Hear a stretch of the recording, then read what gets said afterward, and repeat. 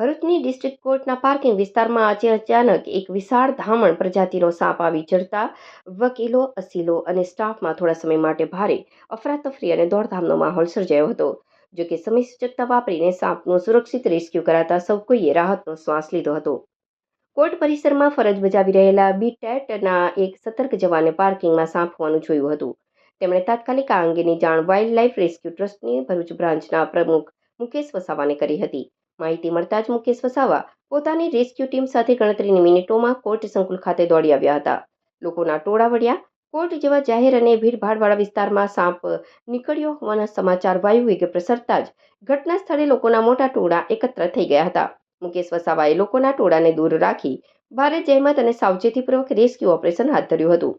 તેમણે બિનઝેરી અને ધામણ પ્રજાતિના સાપને કોઈ પણ ઈજા પહોંચાડ્યા વિના કુશળતાપૂર્વક પકડી લીધો હતો. ત્યારબાદ આ સાપને તેના કુદરતી રહેઠાણ સમાન સુરક્ષિત જંગલ વિસ્તારમાં મુક્ત કરવામાં આવ્યો હતો.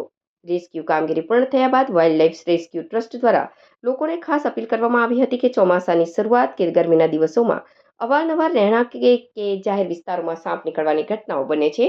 આવા સમયે ગભરાઈને સાપને મારી નાખવાના બદલે અથવા જાતે પકડવાનો સ્ટન્ટ કરવાને બદલે તાત્કાલિક વન વિભાગ કે વન્યજીવ સંરક્ષણ સંસ્થાઓના નિષ્ણાંતોનો સંપર્ક કરવો જોઈએ.